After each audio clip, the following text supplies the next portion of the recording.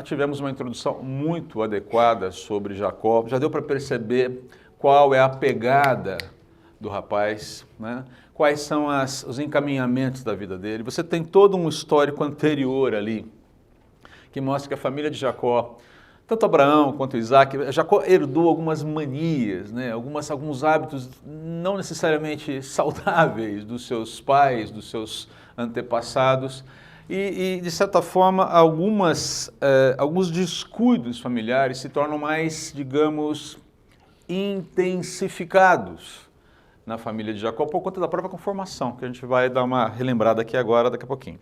Mas antes eu queria fazer só um exercício aqui meio nerd com vocês, talvez não tão nerd assim, mas com certeza bem saudoso, talvez. Como você imagina a família de Jacó? Como você os descreveria? Você bate uma fotografia dos caras, né? De repente deu aquele instantâneo. Estava todo mundo lá, você fotografou. Você fotografou e espocou o quê? Uma família perfeita? Propaganda de margarina, né? Becel, Doriana, seja lá o que for. Seria uma família propaganda de... Está muito arrumadinho, né, gente? Tá? Talvez até eles sejam assim, mas está muito arrumadinho. Parece aquela família italiana sentada no final do domingo. É a família italiana antes do almoço, tá? Depois do almoço. Ou é antes do almoço, ou é bem depois do almoço, quando todas as dificuldades já foram vencidas, tá? Porque tem uma quebradeira de pau no meio do caminho, tá bom? Toda família italiana, quando senta para comer, ela é agonia e glória, tá? Às vezes é mais agonia do que glória, e às vezes é só agonia mesmo, mas enfim. Então, seria isso? Alegres e confusos, talvez? Deve ter um pouco disso aí, né? Talvez íntegros e resilientes. Quem se lembra dos Waltons? Tá? Você se lembra? Os mais novos não vão se lembrar, mas os Waltons é uma série que passou durante quase 10 anos na TV americana e depois veio para o Brasil, né? Ainda na década de 70, e era uma série sobre uma família que viveu durante a Grande Depressão americana. Então era uma turma resiliente, era uma turma íntegra, eram histórias muito bonitas, né? E tinha lá o personagem principal que narrava um pouco a história, que era o John Boy, né? Que era o filho do John pai, né? E aí tinha aquele fechamento, né, da série. Boa noite, John Boy, boa noite, Marianne, todo mundo dando boa noite um para o outro, né? Era assim, era gostoso desse tipo, porque assim, eles lidavam com problemas reais dentro de uma época muito difícil da vida americana, mas sempre com aquele viés positivo, né? Seriam íntegros, resilientes, família de Jacó demonstra isso? Absolutamente loucos, talvez? É mais isso. Acho que sim. É mais essa. Será? Ardilosos e vingativos? Os Corleone? Eu não sei, sabe? Eu olho para isso aqui e falo, tem não. Eu acho que tem um pouco de cada um aí. Calma que eu não terminei ainda, Terezinha. Calma, Terezinha. Ou eles seriam fofos? Os Ingalls. Lembra dos Ingalls? Os pioneiros. O Lucas olhou assim, não estou reconhecendo. Você não vai reconhecer. É uma série muito fofa mesmo, de uma família pioneira americana e que conta a história do Charles Ingalls e a sua família e tal. Tem lá Pinguinho, lembra da Pinguinho? Pinguinho, alguma coisa do tipo, né? É uma história bonita também. Essa realmente é muito poliana. Essa é poliana, tá? Os Waltons é uma coisa mais verdadeira, esse aqui é poliana. Mas era bonito, era gostoso, é meio Hallmark. Sabe o canal Hallmark? Só filmes de Natal, tudo acaba bem, tudo, né? Papai Noel aqui, Papai Noel ali e tal. E aí? De repente não são todos, né? Mas, né, Terezinha? Como é que você fotografaria? Pegando assim, eu fiz uma brincadeira aqui, né? Mas como é que você classificaria? Como é que você colocaria Qual seria a nomenclatura que você daria para a família? Você bateu essa foto, né, da família de Jacó. Qual a nomenclatura que você daria lá para eles? Tudo junto e misturado? Bom, no livro de Gênesis do Marcos Soares, ele colocou Jacó e seus bad boys, né? Porque, em alguma medida, em algum momento, de fato, foi isso. E talvez... Em boa parte da trajetória da família de Jacó, essa situação de filhos rebeldes, obstinados, filhos completamente não completamente, a gente às vezes usa algumas hipérboles aqui, mas filhos muito desrespeitosos para com o pai, foi uma marca da família de Jacó. Agora, vamos lá, vamos fazer aqui uma leitura das características, que, assim, estou recuperando coisas que já foram ditas aqui, tá? Talvez com outras palavras, mas já foram ditas, tá? Olha só o que está presente na família de Jacó, quase que desde sempre, né? Vamos lá. Disputas por atenção e afeto, intrigas, traições, mentiras, omissões, negligências, más escolhas, crises relacionais profundas. Você colocaria mais alguma coisa aí?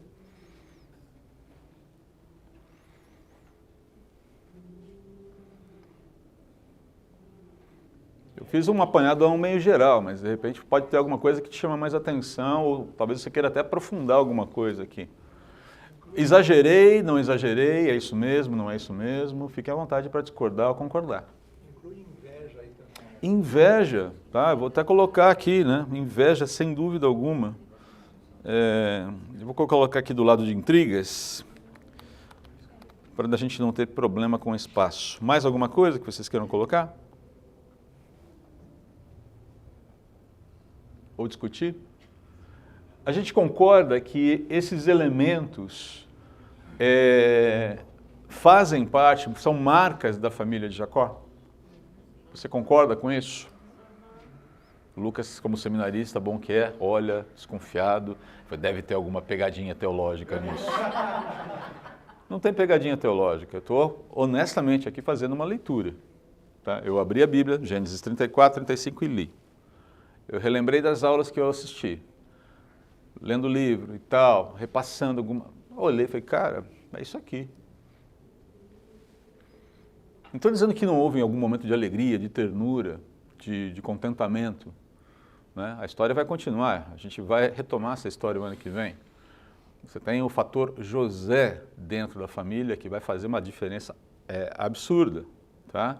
Mas até aqui, a gente concorda que esses elementos, essas são marcas presentes na família deles?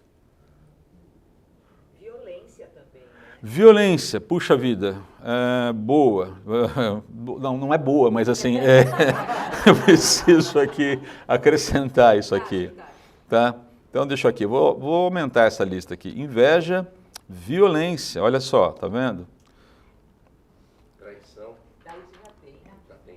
Inveja, violência, não sei como me escapou o elemento, esse ponto aqui, mas está lá. Ok, vamos ficar por aqui, porque já é digamos, um caldo bastante indigesto para a gente, né, gente? Agora, vamos lá, a gente vai ler agora 2 capítulos, né, que vão tratar basicamente, vou fazer esse retrato aqui para a gente, basicamente. Ele é um retrato de tudo que a gente já conhece, da história de Jacó lá atrás ainda, enganando o pai, enganando o irmão, fugindo, sendo enganado por Labão, tendo todo aquele movimento de bastante cheio de atitudes subreptícias ali para se tornar um cara rico, enquanto Labão vai perdendo poder, vai perdendo prestígio, vai perdendo patrimônio. E agora ele sai da terra, ele sai de Padã Arã e vem de novo para Canaã, volta para a terra onde os seus pais estão, mas ali há alguns movimentos um tanto quanto complicados. Vamos só repassar aqui um pouquinho o nosso organograma familiar, né? Só para você lembrar quem são as pessoas e o que tá envolvido nessa história aqui, tá bom? Então a gente tem Abraão e Sara lá em cima, né? Tiveram o filho da promessa, que é Isaac. A gente não está considerando aqui dentro dessa estrutura Ismael, né? Ismael, filho de Abraão com Agar. Isaac casado com Rebeca, filha de Betuel, que é irmã de Labão, que a gente já conhece, já sabe quem é. Eles tiveram 2 filhos, o primogênito Esaú, o segundo foi Jacó, quem recebeu a bênção através de um golpe familiar foi Jacó, você sabe disso, ganhou o direito de primogenitura, com toda essa confusão familiar, fugiu para a casa do... Lembre-se que Abraão manda buscar a esposa para Isaac na família deles. Isaac e Rebeca, por forças maiores, né, também fazem o mesmo movimento, certo? Jacó já vai ter um descuido aí. Você vai perceber isso no capítulo de hoje. Ele já não vai ter essa preocupação.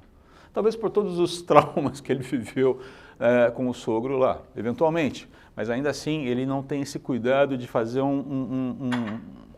digamos, algumas cercas de proteção com a sua família, em relação à sociedade na qual ele está inserido quando ele volta para Canaã. A gente vai ver isso daqui a pouquinho. Então você tem aqui Jacó indo para Labão, ele se apaixona perdidamente por Raquel, trabalha 7 anos por ela, leva Leia. Tadinha da Leia.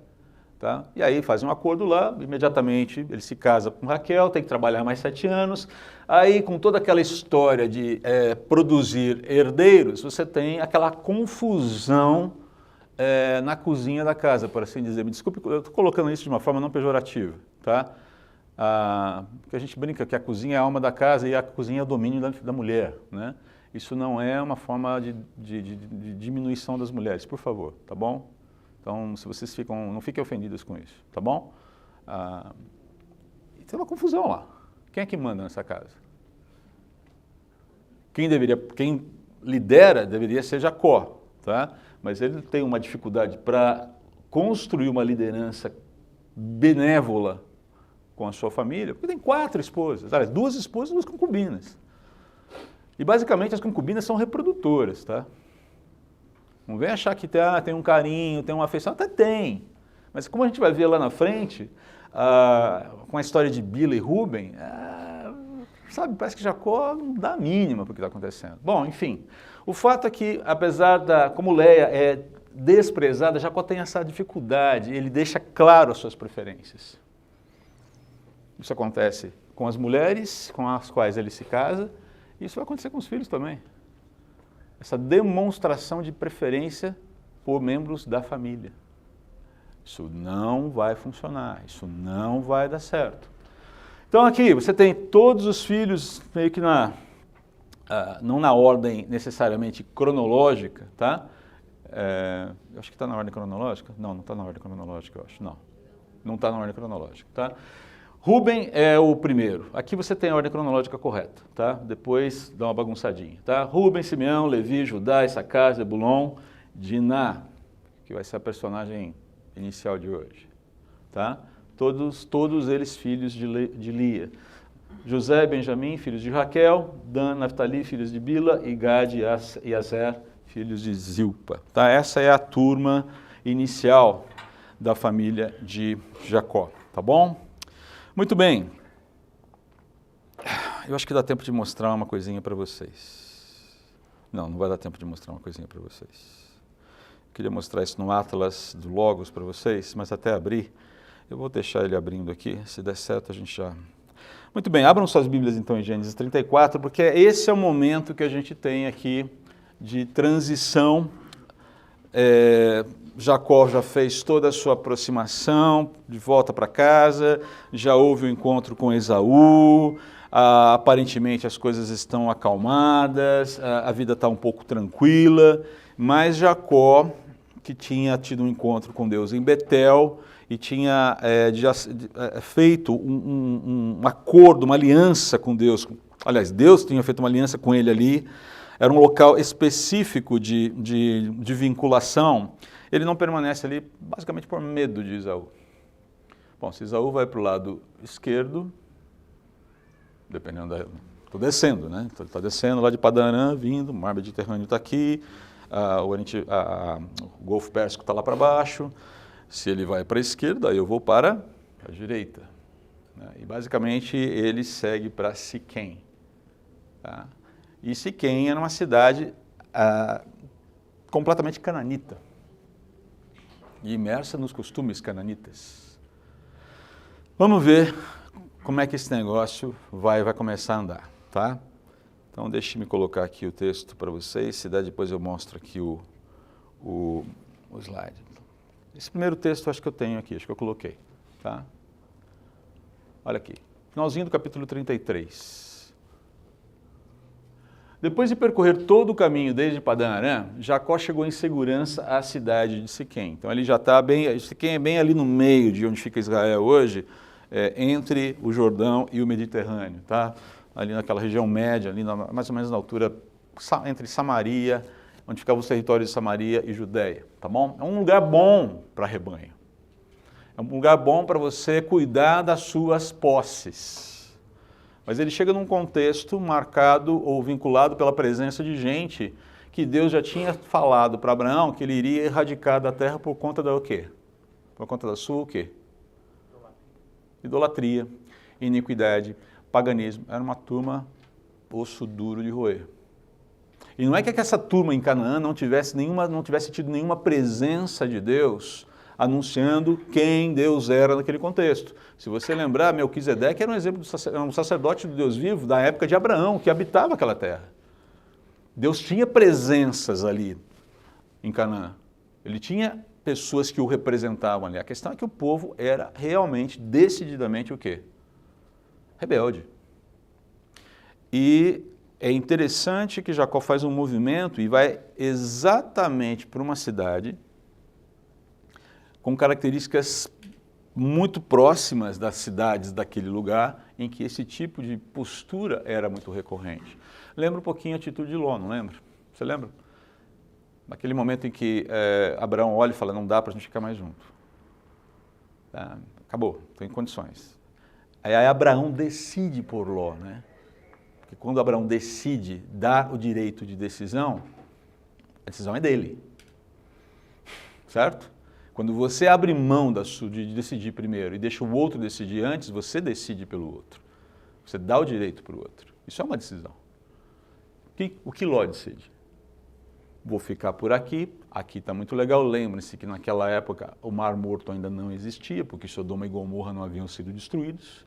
Era uma região extremamente fértil, não tinha presença de enxofre naquele lugar como tem hoje. Devia ser um lugar muito bonito. Por que o Mar Morto é morto?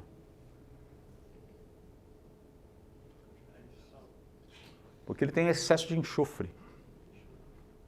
Adivinha de onde vem o enxofre? Até hoje. Aquilo é efeito colateral da destruição de Sodoma e Gomorra. Tá bom? Então aquela região era uma região extremamente fértil. Ló fica lá. No que deu a decisão de Ló? A gente já passou por essa história. Jacó parece que está reproduzindo os mesmos equívocos aqui. E muito provavelmente nos tempos de Jacó, perdão, a história de Ló já era conhecida, provavelmente já tinha ocorrido. Então você tem já um entendimento do que é desse movimento aí. Mas enfim, vamos lá. Então ele chega ali em Canaã e acampou aos redores da cidade de Siquém. Jacó comprou da família de Amor. Amor a gente vai descobrir quem é. Amor é meio que o Don Corleone da cidade, tá? O Caco Sapo da cidade, tá? Não, o Caco não, coitado do Caco, não vamos fazer isso com o Caco, mas é o Don Corleone da cidade, tá? É o Capo de Tuticapi, tá bom? Então ele comprou e falou, então perceba, ele chega ali, você compra um terreno e você compra um terreno se você quer fazer o que naquele lugar? Você quer permanecer ali, não estou de passagem, eu quero me estabelecer aqui, ok? Primeiro sinal. E ali construiu um altar e chamou o Deus de Israel. Então perceba, chamou o altar de o Deus de Israel. O termo que ele usa é um termo em hebraico ali, tá? Perceba essa ideia de fazer, ele tem uma inclinação, ele tem um desejo sincero de permanecer cultuando o Deus com quem ele fez uma aliança, mas do meu jeito, nos meus termos. E Deus tem algumas condições que ele já está estabelecendo ali atrás. Vamos lembrar, temos que voltar lá para a aliança feita com Abraão, os movimentos que passam por Isaac até chegar em Jacó, tá bom? Muito bem. Então, motivos para se fixar em Siquém. Região boa para cuidar das posses, dos rebanhos. Conveniência, provavelmente. Medo de Esaú, já citei, né? Só que era um ambiente cananita impregnado de paganismo, idolatria e uma série de outros problemas. E aí a pergunta que eu faço é um bom ambiente para você criar a sua família?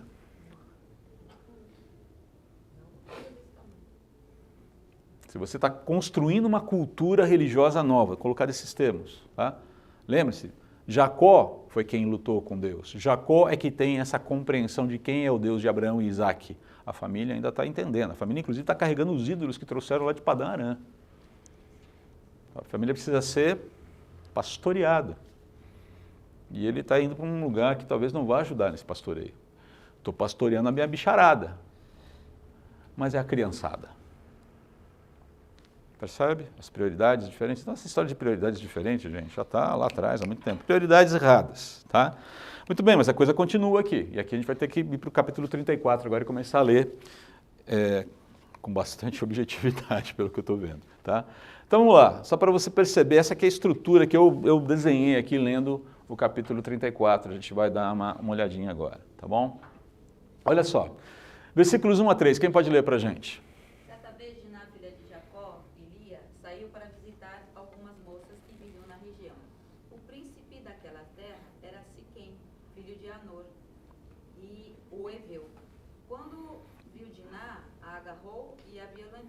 Depois apaixonou-se por ela e tentou conquistar sua afeição com palavras carinhosas. 1 a 3. Muito bem, o que acontece aqui? Você tem Diná, provavelmente uma adolescente ainda. Eventualmente, esse estabelecimento na terra faz com que eles já comecem a criar alguns vínculos. Então, provavelmente, Diná foi visitar as moças da terra. Não foi, é difícil saber exatamente o que ela estava fazendo, mas muito provavelmente fez amizades. Tinha alguns vínculos. Ou foi ver a vitrine da cidade, foi ver o que as meninas estão usando, qual é a moda de Siquém, né? O que está hypando aqui na cidade. Tá? E nesse processo ela é interceptada por quem? Pelo filho do Don Corleone. Não é o Michael Corleone, é o pior dos Corleones. Tá?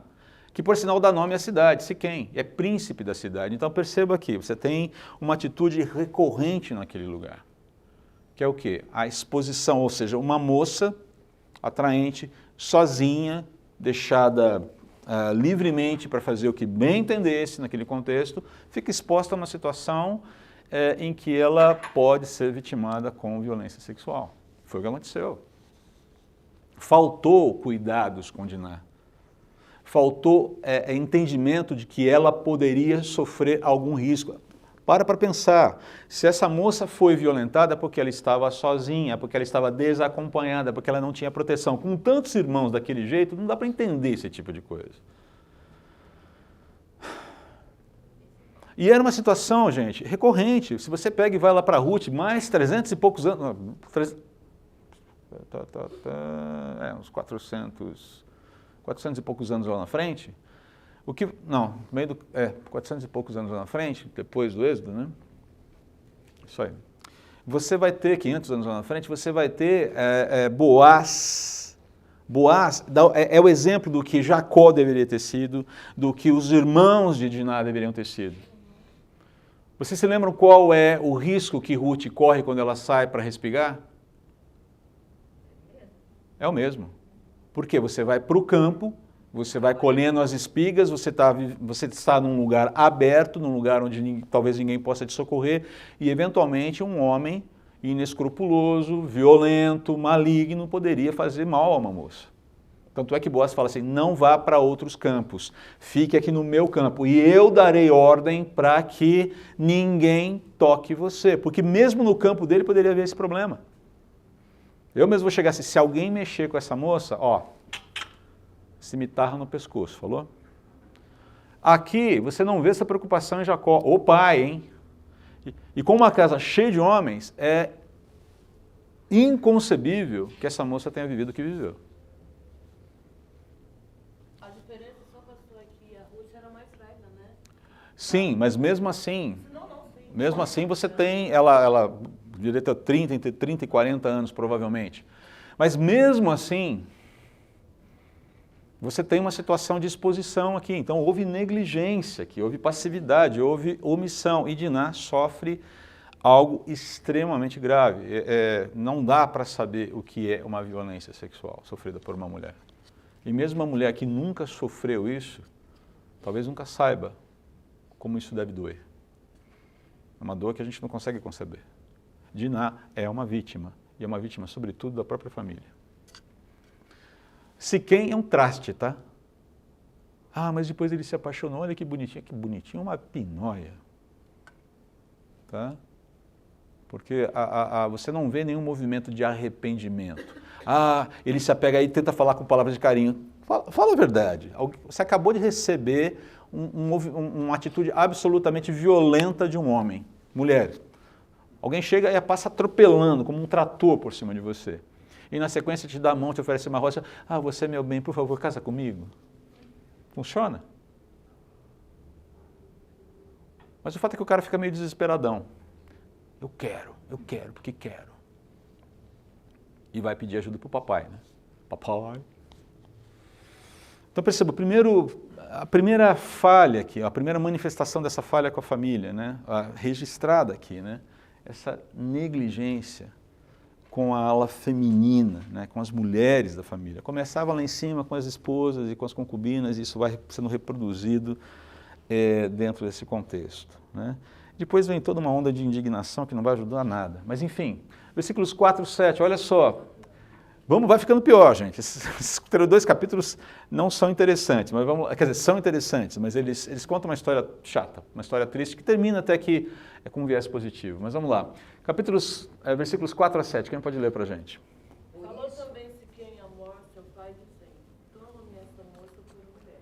Quando Jacó viu que Diná, sua filha, fora violada, estavam seus filhos no campo com o gado, calou-se Jacó até que vier. E saiu Amor, pai de Siquém, a Jacó, para falar com ele. E vieram os filhos de Jacó do campo, ouvindo isso, e entristeceram-se os homens e iraram-se muito, porquanto Siquém cometeram a insensatez em Israel, deitando-se com a filha de Jacó, o que não se devia fazer. Então perceba, o que acontece? Tem um crime cometido, e esse crime cometido, ele é seguido do que da parte de Jacó? Jacó, qual foi a atitude dele? Entristeceu e silenciou. Calado. Não fez nada. Eu pergunto para você que é pai especialmente pai de moça aqui, de uma menina, de uma donzela. Se isso acontece com a sua filha, o que você faz? Meu amigo, eu vou para cima. Eu vou para cima. Eu pego lá o... Roque, pega a rota, pega lá, vamos para cima, vamos cercar o cara lá na casa dele. Eu quero ver esse cara preso. Eu quero ver esse cara julgado, eu quero ver esse cara encarcerado, eu quero ver esse cara pagando pelo crime dele. A gente não sabe se tinha a ver porque era o príncipe, porque era o líder da cidade, a gente não sabe, isso não é mencionado. Mas o fato é que, mais uma vez, Jacó o quê? Nada. Fico pensando, se entristeceram. Ok, é para se entristecer mesmo, no mínimo se entristecer. Mas perceba que um crime seguido de omissão, seguido de um pedido de casamento, de uma negociação de casamento, sem que haja tratamento da situação, é sementeira para vingança. Se abriu espaço para vingança. Coisas não tratadas, erros não tratados, seguidos de omissão, são sementeiras de ressentimentos, são sementeiras... São o espaço adequado para que o coração fique sendo abastecido constantemente pelo quê? Pela mágoa e pelo desejo do payback. Na primeira oportunidade, o que você faz?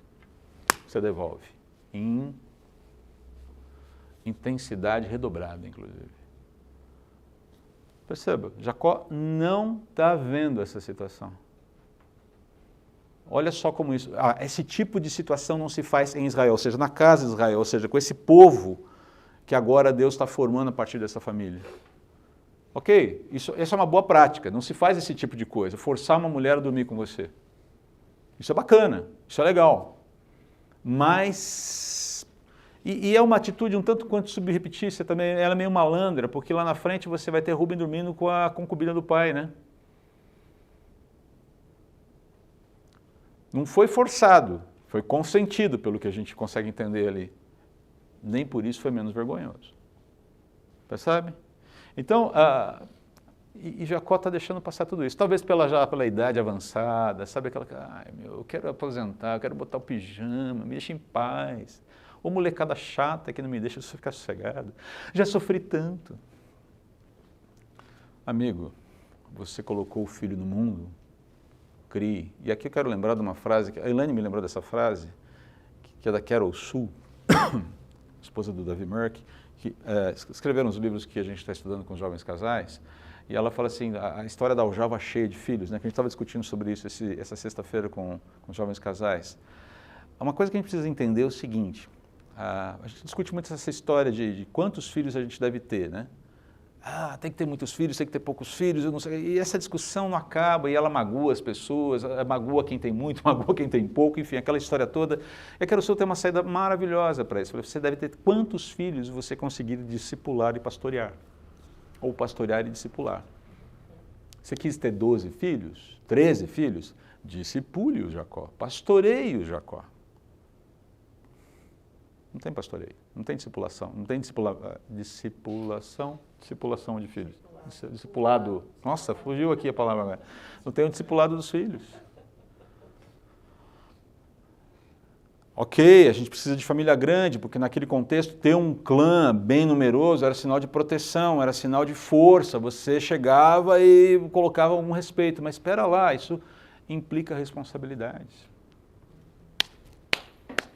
Ok? Tudo bem aqui? Não está tudo bem, mas entenderam o ponto, né?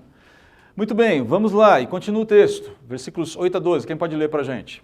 Mas Amor lhes disse, meu filho Siquém apaixonou-se pela filha de vocês. Por favor, entreguem-na a ele para que seja sua mulher. Casem-se entre nós, deem-nos suas filhas e tomem para si as nossas. Estabeleceu-se entre nós. A terra está aberta para vocês. Habitem-na, façam comércio nela e adquiram propriedades. Então Siquém disse ao pai e aos irmãos de Diná, concedam-me este favor, e eu lhes darei o que me pedirem. Aumentem quanto quiserem o preço e o presente pela noiva, e pagarei o que me pedirem. Então somente me deem a moça como mulher. Até 17, né? Isso, até o 12. Até o 12. Pergunta, o que está acontecendo aqui? Como é que você consegue, como é que você olha essa proposta agora de amor para a família de Jacó? É uma proposta colocada na mesa, tá bom? Então você é Jacó, tá? Você, homem, é Jacó. E as moças agora as mulheres aqui, tentem colocar-se no lugar de Diná. E você acaba de receber essa proposta. E aí? Qual é a sua contra-oferta?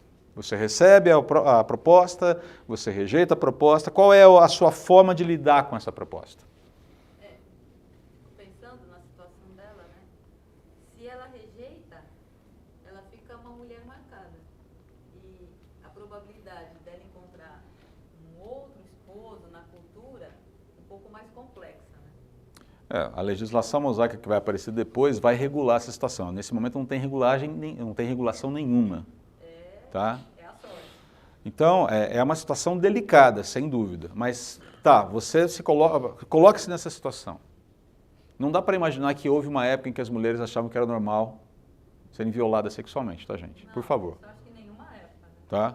Oi, Cláudia. Eu pensaria assim, se ele me violou antes, ele vai fazer isso depois também. Ela deve estar horrorizada, ela deve estar apavorada aqui, tá bom? Diná deve estar chocada, porque foi brutalizada, e na sequência tem que falar, você vai me entregar para esse cara aí? Não importa o que vai ser meu futuro, a questão, o momento é o momento de horror. É um impasse, ela virou uma mercadoria. É impasse para os outros, eu não quero, ela não quer.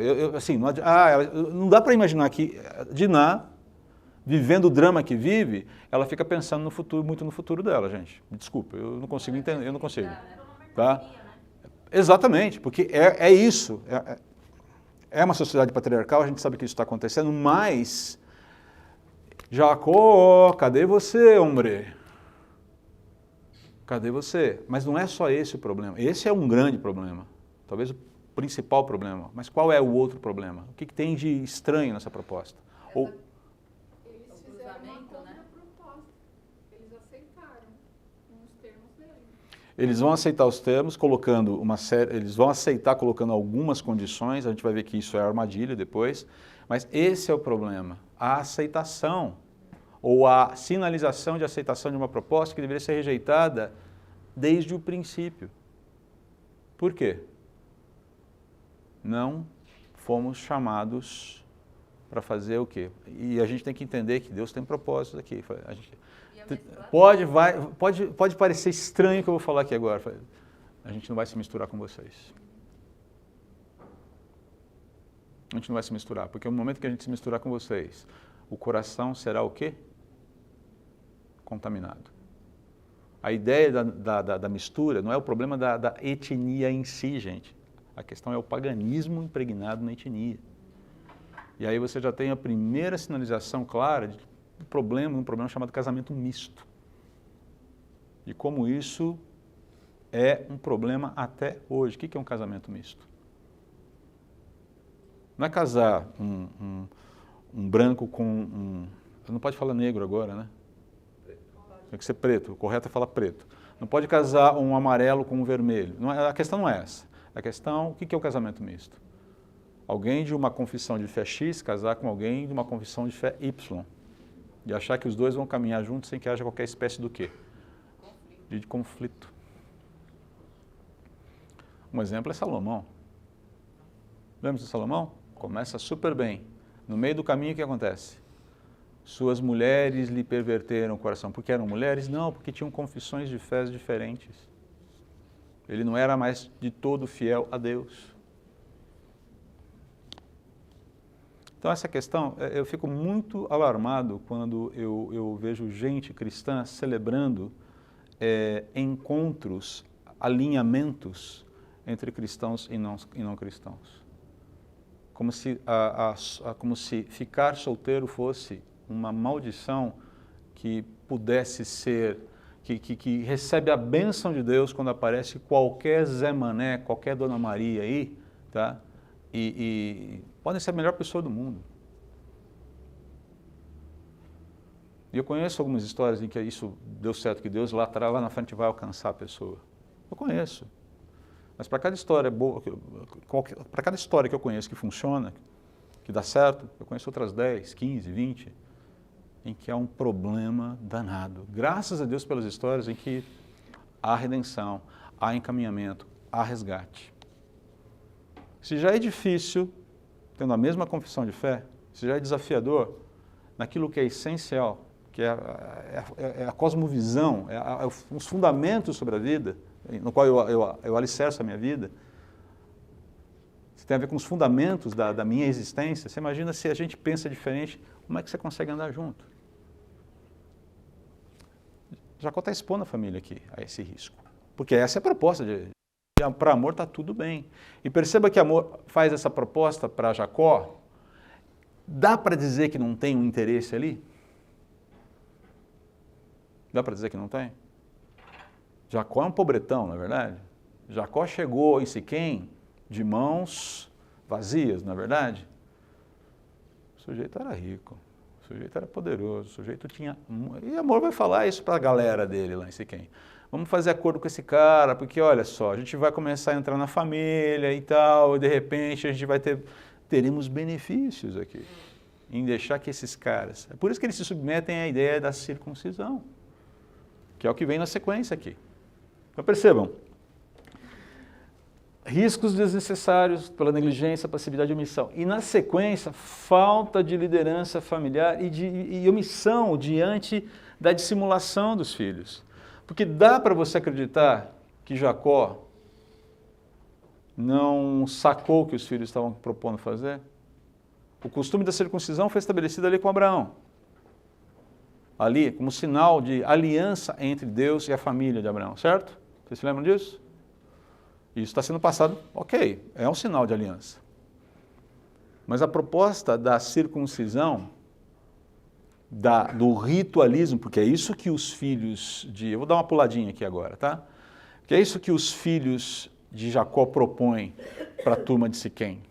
É o seguinte, se todos os homens passarem pela circuncisão, se vocês entrarem no nosso rito, se vocês se assemelharem a gente nesse quesito, a gente entra em acordo com vocês. Mas a proposta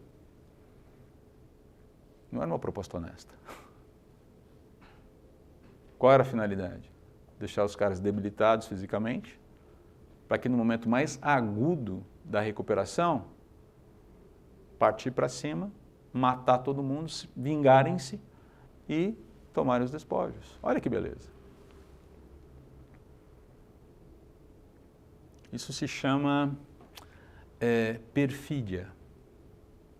Quando você induz uma pessoa a tomar uma atitude achando que você está em acordo com ela, quer ajudá-la, está caminhando com ela, você a induz a uma armadilha para quando ela entra na armadilha, você dá o bote. Perfídia. Quando você mente, induzindo o outro a um erro, onde você será o agente, digamos, de captura e da morte, eventualmente, dessa pessoa. Dentro dos manuais de guerra, para você ter a ideia, existe o crime de perfídia. Tá? Perfídia. Negócio nojento. Não, se vocês passarem pela circuncisão, a gente se reúne legal, a gente seremos amiguinhos aqui. Não rola. A gente vai terminar só aqui, tá? E pelo jeito vamos ter que retomar essa aula na aurora de 2024, se o Senhor Jesus não voltar até lá, tá bom? Muito bem, então, e é o que acontece, gente. A violência aqui, e você tem, no primeiro momento, uma parte dos filhos de Jacó liderando esse movimento, né? Simeão e Levi são os caras que capitaneiam esse movimento, e quando os outros filhos chegam nesse processo, a cidade não deveria ser tão grande assim, e vem aquele movimento de execução, o que eles fazem? Eles aderem ao bando e acabam de fazer o serviço e tomam os despojos, pegam as mulheres e tudo mais. Então você tem, de fato, essa introdução dentro da família de Jacó de gente que veio para o seio da família através da violência, através da mentira, através da perfídia, através de laços que Deus não quer promover. E eles também aceitam fazer por puro interesse, né? Por puro interesse, porque aqui ele fala assim, lembre-se que o gado dele, tudo que eles têm vai ser nosso. Vai ser nosso. No caso de amor, você está falando, né, Terezinha? Sim, assim, ele está olhando ali o que vamos ganhar com isso. Não é simplesmente uma reparação porque tadinha da menina, né? Olha o que o meu filho malvado fez. Não, cara, eles estão de olho no patrimônio. Vamos fazer aliança com essa turma porque a gente vai ganhar com isso. Aliás, Amor começa a proposta dele omitindo esse fato. Ele começa assim, meu filho se apaixonou pela sua filha, né? Esqueceu um detalhe anterior aí, né? Parece que ele está cheio de amor para dar, não é? O amor está cheio de amor para dar. Nossa, que maravilha, que trocadilho mais infame esse meu, mas enfim. Mas perceba, não tem ninguém ali inocente. As intenções são elas estão ali, elas estão nas entrelinhas. E elas vão ficando claras à medida que o tempo vai passando. Agora perceba, no centro de estudo está um homem que deveria se posicionar e não se posiciona, como líder da família. Como aquele que deveria proteger sua família, pastorear os filhos, controlar, estabelecer limites, estabelecer os boundaries, né? Até aqui sim, daqui para frente não. Mas você vê uma família desgovernada. Essa turma está junto com Jacó porque faz parte dessa história de ser clã, estar no clã. Eu preciso da proteção do clã. E outra aqui, eu sou herdeiro de tudo isso aqui, então eu não vou abrir mão, certo? Mas você não vê respeito pelo pai. Você não vê respeito pelo patriarca da família. Jacó não é um pai respeitado. Ele não é um líder respeitado. Ele é um homem rico. E ele acaba sendo, digamos, considerado por conta do que ele tem, mas não pela constituição moral que ele construiu ali. A despeito disso. Bom, continua aqui. Veja só, falta de autoridade e controle diante da impiedade dos filhos, depois da execução dos homens de Siquém. Tá? E vamos lá para os versículos 28 e 31, vou terminar com esse versículo, tá? Ou com esse trecho, para ver qual é a atitude de Jacó. É a primeira vez que você vê Jacó reagindo dentro dessa história. Mas olha só qual é a reação dele. Podem ler, por favor. Levaram as ovelhas, os bois e os jumentos, tudo que conseguiram encontrar dentro da cidade e dos campos. Pilhagem, ok? Isso são os filhos de Jacó trazendo, são os despojos que os filhos de Jacó estão trazendo para casa. Pegaram, saquearam Siquém. Tomaram todas as riquezas, saquearam casas, levaram as crianças e mulheres como prisioneiros. Depois de tudo isso, Jacó disse a Simeão e a Levi: vocês arruinaram minha vida. Serei odiado por todos os povos dessa terra, pelos cananeus e ferezeus. Somos tão poucos que eles se unirão e nos esmagarão. Eles me atacarão e toda a minha família será exterminada. Mas eles responderam: por acaso deveríamos permitir que nossa irmã fosse tratada como prostituta? O que você percebe de... eu não vou nem dar a palavra aqui, mas o que você percebe nesse diálogo de Jacó com os filhos e dos filhos com Jacó? Jacó está preocupado com a reputação dele e a segurança da família, né? Não com a iniquidade que os filhos cometeram. Reputação. E, eventualmente, tem uma preocupação ali que tem um grau de legitimidade. Meu, essa turma da terra vai vir para cima. E quem que ele cita aí? Cananeus e os ferezeus. Essa turma estava dentro daquela lista de povos que Deus falou, eu vou eliminar da terra? Tá. Então você já sabia, não era gente fácil. Tá? Estavam na lista ali de... Vou dar tempo para eles, mas eles não vão se arrepender e eles serão erradicados da terra. Bom, mas ainda não tinham sido. E Jacó, bate pânico em Jacó. De repente ele sente a água batendo, não na parte mais inferior do corpo, mas batendo no nariz. Pô, agora que você se tocou... Agora perceba que a preocupação dele, de novo, não é com a iniquidade dos filhos, não é com a iniquidade cometida contra a filha.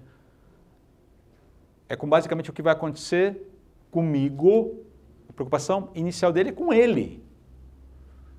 Com a reputação dele e com as posses dele. A preocupação não é necessariamente com a família. Até porque ele está ali naquele momento de embate com os filhos. Então, assim, ele repreende os filhos, mas não pelo motivo certo. Agora, a reação dos filhos já demonstra muito o que a gente acabou de falar aqui sobre a falta de autoridade de Jacó. Como é que os filhos se comportam? Qual é a justificativa? E você vê que a gente sempre pode arrumar justificativa para fazer uma coisa errada, né? A nossa irmã foi tratada como prostituta. Isso não está certo. Pô, ok. Então o que você vai fazer? Você vai eliminar uma cidade por causa disso agora, né? Joinha, mata todo mundo, certo? Dá uma de Hamas. Entra e aniquila todo mundo e pega os reféns e leva para casa. Porque foi isso que eles fizeram. Perfídia. Mas percebam que o que a gente nota aqui, o saldo disso, é exatamente esse descuido total de Jacó com a sua própria casa. Homens, e aqui eu quero fechar com essa palavra de advertência. Nós temos sido desafiados na sociedade a sermos bons profissionais, construirmos boas carreiras, termos sucesso, termos dinheiro, fama, enfim, nós temos sido seduzidos e temos sido cortejados com muitas propostas do que significa ser respeitado no mundo. E, eventualmente, a gente percebe muitos homens, e não é errado você querer ter uma carreira, a partir de uma profissão, a partir de um trabalho que você executa. Mas note que quando o preço que se paga por isso é o descuido da vida familiar, não há sucesso nesse mundo que compense o seu insucesso como homem diante de Deus. Jacó é um fracasso. A boa notícia é que Deus não rompe com Jacó por causa disso.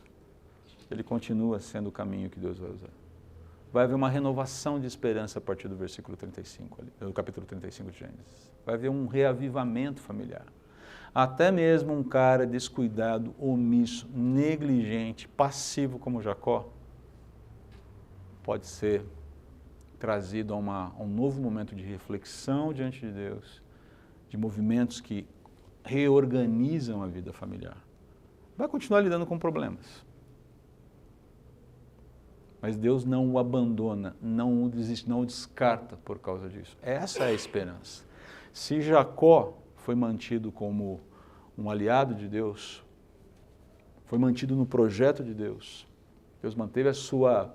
E vamos lembrar, quando Deus se apresenta para Moisés, lá na frente, em Êxodo capítulo 3, eu sou o Deus de Abraão, Isaque e Jacó. E quando Jesus vai mencionar lá, vai argumentar com os saduceus o significado dessa apresentação de Deus para Moisés, ele fala que Deus é Deus de vivos e não de mortos. Isso significa o quê?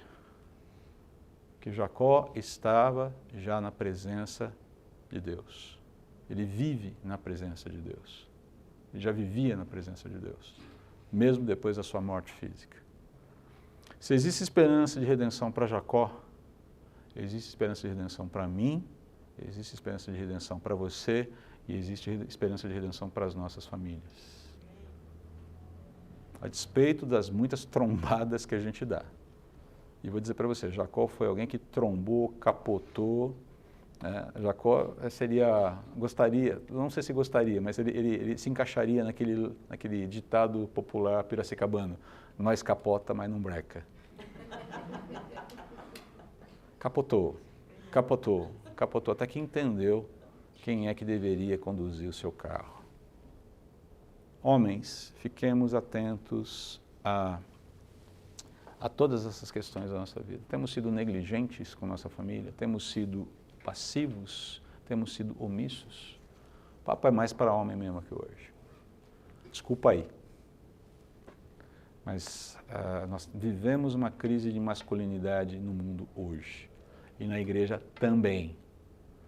E muitas vezes a resposta a essa crise de masculinidade é uma masculinidade distorcida para o outro lado. Responde-se com uma postura impositiva, autoritária e pouco bíblica. A gente pendula entre a omissão e a opressão.